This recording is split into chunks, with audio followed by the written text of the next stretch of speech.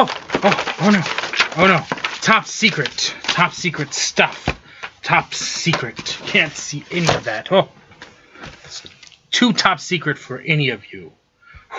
That was scary. Okay, hopefully you didn't see anything about what was going on with the top secret stuff from Vectech. So, yeah, okay. Cybersecurity stuff. Don't worry about it. Okay, so today we do have something special. Eat, sleep, magiche, right? So here we go.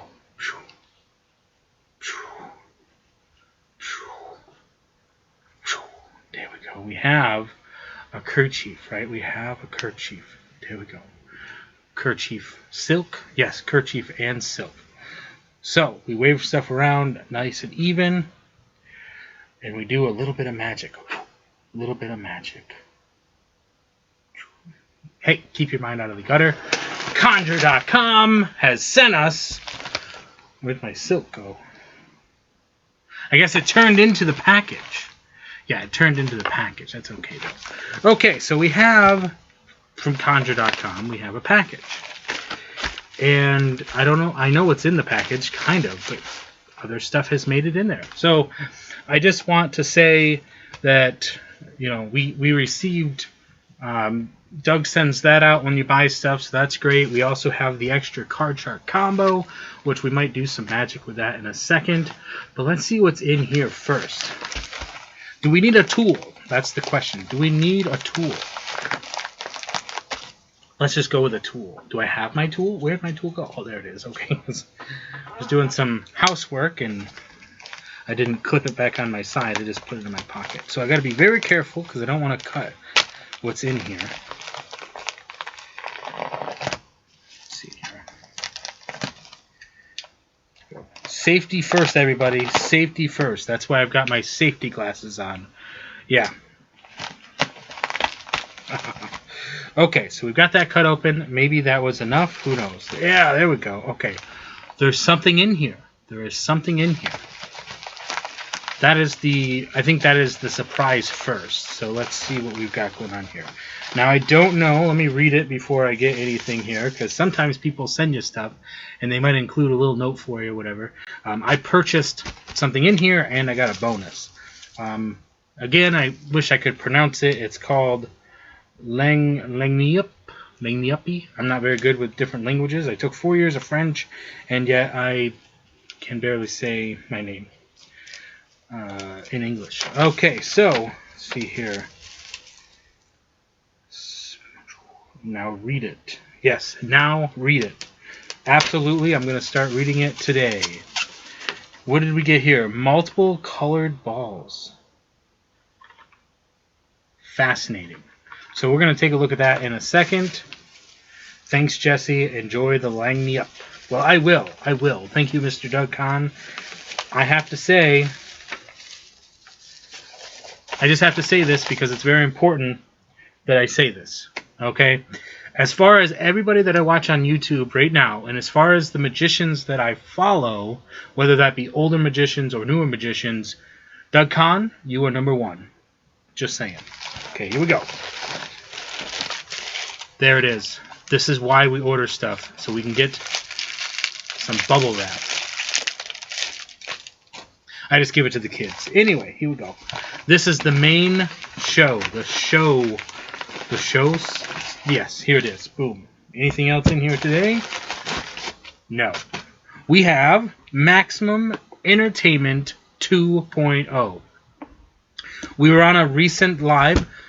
Mr. Doug Kahn reached 500,000. Woo woo. Congratulations on that. And he did a follow-up video to do a giveaway. And one of the giveaway things was Maximum Entertainment 2.0. So, of course, since we're right on there watching and following along with everybody, we had to help out and we had to grab one for ourselves here because it's a win-win for everybody. Doug Kahn is absolutely amazing. He's suggesting this. So let's go through and let's look at it. Ken Weber. Let's see here. Maximum Entertainment 2.0, Director's Notes for Magicians and Mentalists. So this is a book that is designed to basically get you started in performing. Not necessarily learning magic, but how to take that to, let's say, the stage or to the people. Okay, let's take a look here. Nice and crisp here. We got to be careful. Brand new here. Good stuff. Good stuff. Just like we'd like to do, we're going to go ahead and read the acknowledgement portion here, as long as it's not too long. It's only one little page here. That is my dog saying hello, but that is okay. Here we go. And I'm going to use the voice, because I like to practice the voice. Here we go. Acknowledgements. As with any good piece of magic, there is more to getting a book published than meets the eye. The process requires a team, and I was fortunate to have an A team on board. Bob Baker, Doug DeMont, Mark Sherman, and John Sherwood offered continuous encouragement and then polished, corrected, and kneaded this book into the product you now hold. Hefty. Doesn't say that. Each, to varying degrees, is a wordsmith. Each has extensive performing experience, and they provided invaluable assistance. I also want to acknowledge Kathy Daly for the time she stole from her professional and home life to help with the proofreading. Mark Gerritz assumed the arduous task of morphing my electronic bits and bytes into a physical, well-designed book. My sincere thanks to them all. Well, we thank you as well for assisting Mr. Ken Weber with this piece of work. Acknowledgements for the revised and expanded edition. Doug DeMont. His Mentalism books are underground classics. Did most of the heavy lifting regarding editing, with additional editing and wisdom from two top-level pro performers, magician Nathan Coe Marsh and mentalist Eric Diddleman. And then, John Handsome Jack Levick swooped in toward the end of the process and applied his practiced eye to the text. Mark Gerritz once again designed the interior of the book and gave the text a final once-over. Thanks, guys.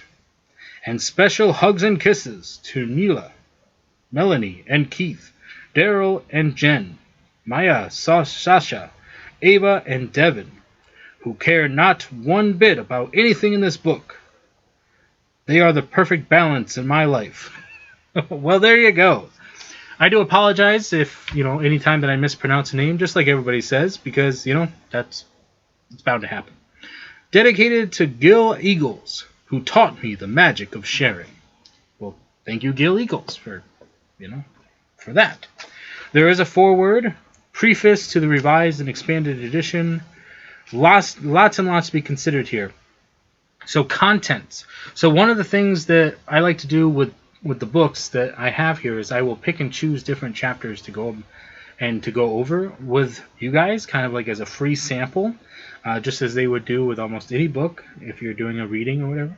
So when we're looking through the contents here, the table of contents, you have the acknowledgments, which we just read, foreword, preface, all that stuff. Preface. Words. Section 1 is the preamble. That's a good place to start. Introduction. Chapter 1, the search for entertainment. Personal entertainment highlights. A personal entertainment highlight. Section 2 is precursors. The hierarchy of mystery entertainment. Reactions. There's a lot going on here. Chapter 4, the 6 pillars of entertainment success. A personal entertainment highlight. David Berglis. Again. Anyway, any card at any number. Preparation, scripting and rehearsing. Choosing material and developing the act. Del Rey at the card table. Performer. Your appearance. That's the one we're going to do. Because I talk about confidence and I talk about performing in front of people and practicing that. You got to be in front of people. You got to practice in front of people. Doesn't matter what happens, just practice.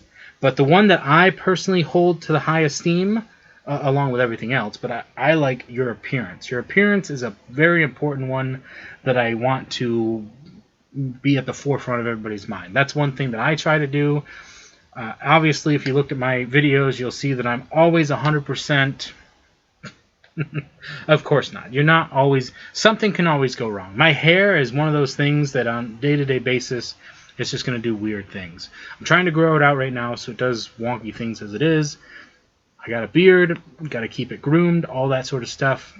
You know, just make sure that you're keeping an eye on this stuff. But I do a vlog, right? Online. So for me, a lot of the stuff I do is not performance ready. A lot of what I'm doing is sharing my experiences with you, which means you get to see behind the scenes. I try to wear nice clothes, and that's part of it. So dress for success. Hands and nails. Now, I do recommend this. I used to do it back when I was doing toy reviews, getting a manicure. And that's something to keep in mind. People are going to be looking at your hands. I don't do it so much now, but it's always important regardless if you're performing or not. You should just take care of yourself there. So hands and nails. Shoes are a big deal. Now I sell shoes. That's one of my part-time jobs that I have. So I sell shoes. I'm all about shoes. Shoes are very important, and there's a shoe for everything. But the first thing I always tell people, always wear the shoe that fits you best. Okay? That there's the saying that if the shoe fits, that's true, but it almost kind of makes it too generalized. And so what I want to say is this. The shoe might fit, that's true, but make sure it fits you. Make sure it's a good fit for you. So that's just something on shoes that I might go more into because I sell them. So, glasses. These are my see-through glasses. They help me see better. You know what I'm saying? What I love about these glasses is that I can wear them out in public. I can talk to people. Some people might just look at me askew. Other people, I'll be talking to them for a while, and they'll just pause for a second, and they'll look, and they'll say, "You don't got any lenses in those glasses." And boom, that's the moment right there. That's the moment you can use to your advantage. So if you're performing magic and you go, fix your glasses and they see, and then that catches their eye for a second because they look up at you as you're making a motion, and then you've done whatever you're going to do. Something just to keep in mind. Okay, handkerchief. Depending on what type of magic, obviously at the beginning I did a silk trick for you just to have fun because that's another Doug Kahn thing that I got from him, so I just wanted to include it in the video. But handkerchief is, if you're doing generalized performance, like a high-end performing in suit and tie, formal, then you're gonna have a kerchief with you, or you can do a silk trick like I just did, anything like that. Now there is something I do want to mention that I will be getting probably by the end of March, and that is the mask from Murphy's Magic or other places it probably can be found, but it's the silk mask. I absolutely feel like I need to have it in my arsenal because it's such a big, for me it just fits with what I feel would be something that I could perform well with. So there's that. Your jacket.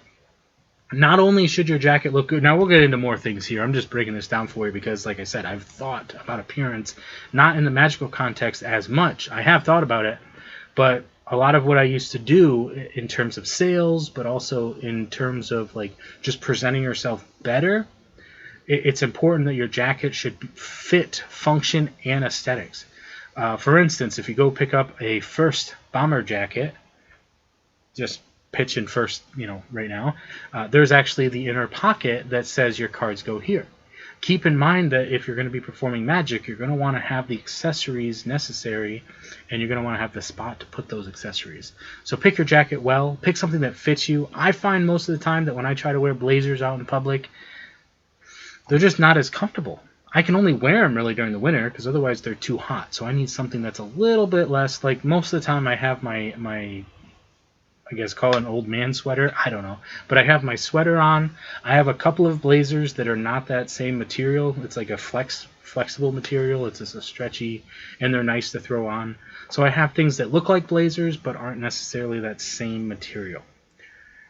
Your shirt. Your shirt's important too. Now, there's a couple of reasons. Obviously, they'll mention different things in here, and I do want to do a full deep dive into Chapter 7. I want to do a deep dive on Chapter 7, and that'll be my free sample to you guys, because that's something that I personally try to do on a regular basis. Is just I wear watches, I try to make sure my belt matches my shoes, all sorts of that stuff. I know how to tie probably 2 or 3 different tie knots. It's not just about the Windsor knot. You gotta know how to do some of the other knots as well, and that goes into rope magic as well. So it just all kind of comes together. But your shirt, yeah, you I'm not sure what they're going to say about your shirt there, but obviously your shirt matters too. And that's chapter 7. Let's go into chapter 8 here. Your voice. Chapter 9 is language. The one thing about language that I would put in here as well is that in terms of the sale, right? When we talk about sales, when we talk about getting on the side of the spectator, you want to do something called mirroring. And that can be both verbally and just semantically. So if you're standing here and if you're all gruff, like I'm better than you, now that's a persona that you can take on, but that can also make them put their back up, right? In a way like that. You want to put your spectators at ease, and you want to have fun with them, and if you do play a prank on them, everybody's having a good time. You don't want to single somebody out based on, verbally, if you want to speak with a higher vernacular, you can talk that way, or you can just be like, hey, yo, bro, let's go ahead and get a card here, and we're gonna do some magic, so you can really just throw it out there, just be able to communicate with your spectator, and that's what I'll say about languages. There's that. Okay, how to be funny. Yes, humor is important. I have a problem with humor, and here's why.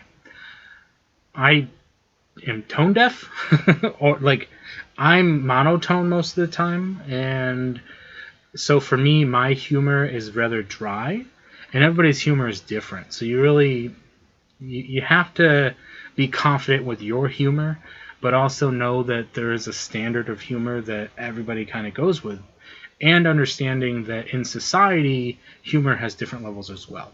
But as long as you stay within the basic bounds of humor, I feel you should be rather fine. That doesn't mean you have to cater to everybody else's humor.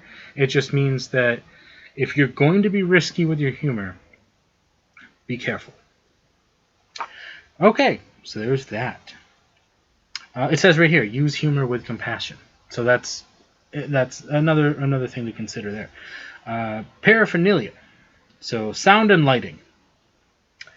Sound. So one of the things to keep in mind that they're going through, like talking about the mic and the stand and all that stuff, is I would say before I even go into this, like I've just opened this up and I'm reading the table of contents, I haven't really even got into any of this. The next thing we're talking about is music, lighting, all of that stuff.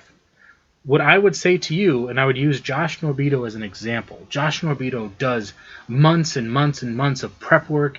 He rents out a studio if he's going to be doing dancing. He's got the soundtrack going. He's practicing every single step. And he just did the stage performance. I do apologize. I can't remember the name of the dance group. It's right on the tip of my tongue there. I can't remember. It's a cool name. I do apologize. But either way, my point is that when you're going to be performing, and you're going to be performing on stage or in a venue, go to the venue and do your rehearsals. Just do your rehearsals, because I'll use another example, because I'm always about real life examples. So Doug Kahn, again, this is what this whole video is about. Big Doug Kahn fan here. He went out to Nevada or Colorado, one of those two places, and he was just, stuff was happening, but he went traveling and he was performing, and he got up on a stoop and he fell down. It can happen. It can happen, and a lot of it's because he wasn't familiar with his surroundings. That could be incorrect, but I think that it comes down to, like, if you're not familiar with where you're performing, then if you take risk, then things can happen, mistakes can happen. So in this case, what they're talking about is if you're performing on stage at a venue, and if you're doing it on a regular basis, check the mic stand. They might have different equipment than you're used to. Check the volumes. I went to a concert one time, and they had the speakers on chairs. It was a small time, like, record shop concert. So they had a little stage with performers, and half the shop was shut down as the area for the audience, basically. And the speakers were sitting on chairs in front of the stage facing the audience. Now, if you don't know anything about sound, we couldn't hear anything in the back. You could just hear woo, woo, woo, the bassing and all that, but you couldn't really hear the music because the music was hitting the people in the front, if that really makes sense. Sound wasn't traveling clearly, and even their vocals were just off. And I really didn't know a lot about music then. Still don't know a whole lot about music, but I know how technology works, so the vocals were off. They clearly probably didn't test anything because other bands were just fine. That particular band was having vocal problems. Either way, point being is make sure you're rehearsing these things and know how the dynamics of where your venue are. The lighting, know where you're standing. Again, when it comes to the stage, make sure you're not falling off the stage. Michael Jackson, I believe he fell off the stage. I'm sure other performers fell off the stage during their performances, things like that. It happens. It can happen. So it's nice to make sure that you are prepared as best as you can be. Let's say it that way. So you're practicing to the point where it becomes second nature, like you're driving a car, riding a bike, and when you're going on stage and performing, you figure like we were just watching the guy the other day. Why can I remember Harris? I can never remember the guy's name, but I absolutely love him. The juggler. We were watching him on Doug Kahn's channel there, and he does. And we didn't end up watching it during that video, but we watched his knife routine. He's tossing like cleaver and machete, stuff like that. But his other one that he does is an egg, an apple, and a bowling ball. And you got to figure if you're juggling these widely range of different objects, he's got to practice. Just like with anything in life, you got to know your stuff. Okay, there's so much stuff. We got to keep going here. Mentalism, silent acts, which I think everybody should practice a little bit of silent acts, because it's not until you understand the silence that you can really start to fill in the gaps. That's something to consider there, because if you, like Teller's, this is a great example, using these examples. So Teller said that if you can be silent, then you can let your magic tell the story. And that's so powerful, because you're not using your voice as misdirection. You're not telling a story, or you're not, doing all this. You're letting the magic unfold in front of people. Beautiful. If you can master that and you can use your voice, you've got so much to offer. I mean, Teller has done it for decades without talking. It can be done. Dealing with spectators. So this is something that's going to go from basically talking about when you're engaging with your spectators. A lot of your magic, you're going to want to include magic that utilizes spectators, because it'll feel like you're more organic in the sense that you're utilizing real-time effects, things that weren't prepared, because if you have a spectator come up, it basically proves that you're performing magic in a sense. But you have to realize that you're going to have really easy spectators, and you're going to realize that you're going to have not so easy spectators. So you're going to have a very large range of and not even that. It's talking about how to engage with that spectator regardless of what their demeanor is. But you have to be able to communicate with them, and you have to know when to bring them up and when to send them away, and avoid confusion that could potentially derail your show. So that's what I'm gathering a lot of that's going to be. Before the show, again, know your audience, setting the environment. There's a lot of tricks that you can do that you're going to want to be at the venue early, because you can create this effect that can last forever, because it might be something that takes you like half an hour to set up, but when you perform it so effortlessly on stage, it's going to seem like this miracle has just taken place. So keep that in mind. During the show, you got a lot of stuff to consider. So much stuff here. Not even sure what to say about a lot of that stuff, but that's good stuff there.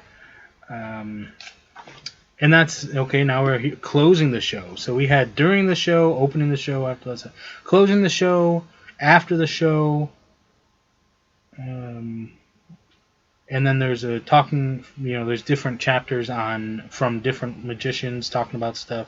How to give and receive criticism, passion and failure, and, you know, summing it up. All that stuff. Wow. Wow. There is so much stuff going on in there that I don't even know how to process everything at this moment. But that is definitely something that that's my new Bible. I mean, I don't have an old Bible. Well, I guess I do. But my other magic books, those are my Bibles. I just got a book on Greek mythology, because I like to stay fresh. Actually, it's Greek, not mythology, but philosophy, rather. I'm big into philosophy. I'm big into history and how people think through time, because that's a big motivator for me in terms of understanding the world. Philosophy, psychology, these are very important things, and this book is all about the psychology of the moment, psychology of performing.